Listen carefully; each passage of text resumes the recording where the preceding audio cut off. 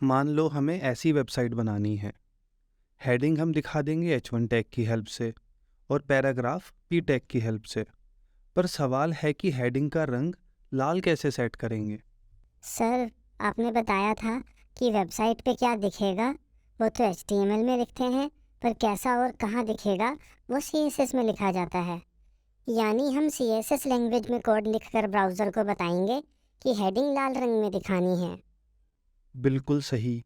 यानी हमारा कुछ कोड तो लिखा होगा HTML में और कुछ CSS में। पर दो लैंग्वेज मिक्स करने में कई बार कंफ्यूजन हो जाता है। एक एग्जांपल से समझते हैं।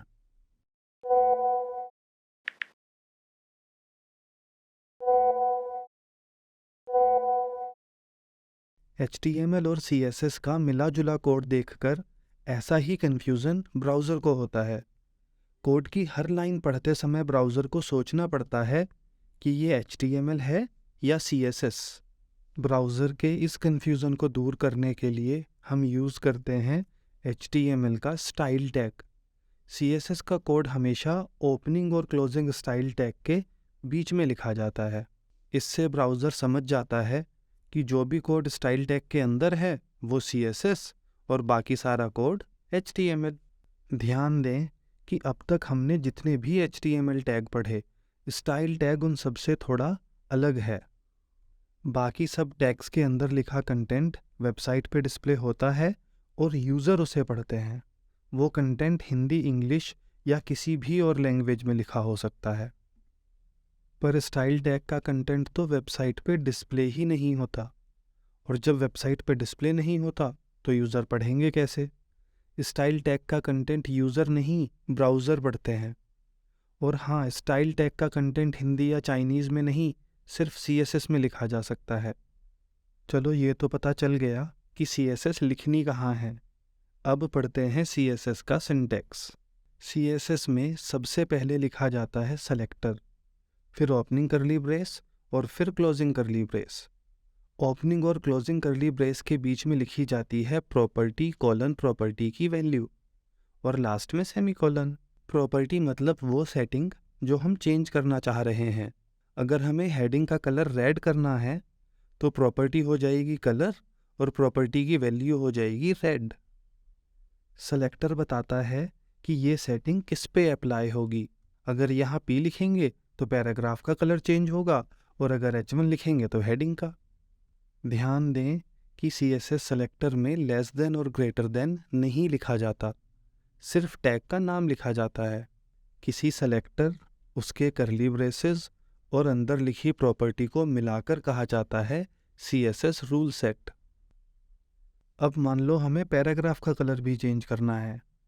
वो करने के दो रास्ते हैं। या तो हम ऐसा ही एक CSS rule set P tag के लिए भी लिख दें, यानी P फिर करली ब्रेसेस, बीच में कलर कोलन रेड और फिर सेमीकोलन। या एक शॉर्टकट रास्ता और है, अलग से CSS रूल सेट लिखने की ज़रूरत ही नहीं है। हम H1 वाले रूल सेट को पैराग्राफ के लिए भी यूज़ कर सकते हैं। बस सेलेक्टर में कॉमा लगाकर P भी लिख दो। ऐसा करने से ये रूल सेट अब H1 और P दोनों पे अप्लाई होने लगेगा। पर मान लो हमें हेडिंग तो रेड ही रखनी है, पर पैराग्राफ ग्रीन करना है। तब ये शॉर्टकट तरीका काम नहीं करेगा, क्योंकि यहाँ ग्रीन लिखोगे तो पैराग्राफ के साथ साथ हेडिंग भी ग्रीन हो जाएगी। ऐसे में हमें पैराग्राफ के लिए अलग से CSS रूल सेट लिखना ही पड़ेगा। ये वाला रूल सेट बस H1 पे काम करेगा और कलर सेट कर देगा रेड। वहीं ये वाला रूल सेट अप्लाई होगा पैराग्राफ पर और उसका कलर सेट कर देगा ग्रीन। अगले टॉपिक में हम बस H1 पे ही फोकस करने वाले हैं, इसलिए मैं पैराग्राफ का कोड अभी के लिए हटा रहा हूँ। मान लो हम हेडिंग के पीछे पीला रंग दिखाना चाहते हैं। उसके लिए हमें लिखना होगा H1 फिर करली ब्रेस, बैकग्राउंड कोलन येलो और फिर सेमीकोलन। सर, यानी कलर प्रॉपर्टी से खुद टेक्स्ट का कलर सेट होता है और बैकग्राउंड प्रॉपर्टी से टेक्स्ट के पीछे का कलर। बिल्कुल सही। काम तो ऐसे भी हो गया, पर हमें एक नया CSS रूल सेट लिखने की ज़रूरत नहीं थी।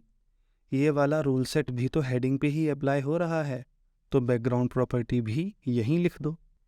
सर, ये येलो कलर सिर्फ हेडिंग के पीछे आना चाहिए ना, हेडिंग से आगे क्यों भाग रहा है?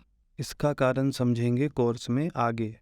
हम पढ़ चुके हैं कि HTML में हेडिंग के 6 साइज़ होते हैं, H1 से लेकर H6।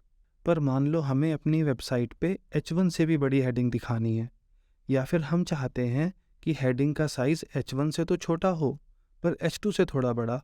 हम बीच का कोई साइज़ चाहते हैं।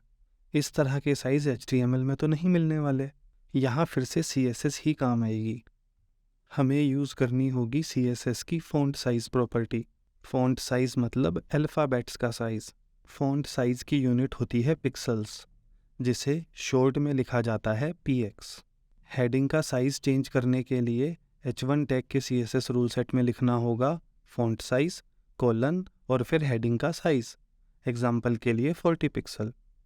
इस नंबर को अगर बढ़ाओगे तो हेडिंग का साइज़ बढ़ेगा और घटाओगे तो हेडिंग का साइज़ भी घटेगा। सर, फिर तो अलग अलग साइज़ के हेडिंग टैग्स की ज़रूरत ही नहीं है। कोई भी एक टैग पकड़ लो और सब जगह बस वही यूज़ करो, साइज़ तो CSS से कंट्रोल हो जाएगा। बात में पॉइंट तो है, पर फिर भी अलग अलग टैग यूज़ किए जाते हैं। उसका फ़ायदा समझ आएगा अगली वीडियो में। अभी चलते हैं अगले टॉपिक पे। मान लो हमने कोड में एक और H1 एलिमेंट ऐड कर दिया। ये नई हेडिंग भी येलो के ऊपर रेड ही दिख रही है, ऐसा क्यों? सर, CSS रूल सेट के सेलेक्टर में H1 लिखा है, इसलिए वो तो हर H1 टैग पे अप्लाई होगा ना। सही बात है, पर मान लो हम चाहते हैं कि दूसरी हेडिंग नॉर्मल दिखे, ऐसे लाल पीली नहीं, तो क्या करें? सर, अगर हम दूसरा H1 टैग स्टाइल टैग के बाद लिख दें तो जो H1 टैग CSS कोड के बाद लिखा होगा वो तो शायद CSS के असर से बच जाएगा ना। ना, ऐसा नहीं है। अगर सेलेक्टर में H1 लिखा है तो उस रूल सेट का असर कोड में लिखे हर H1 टैग पे होगा।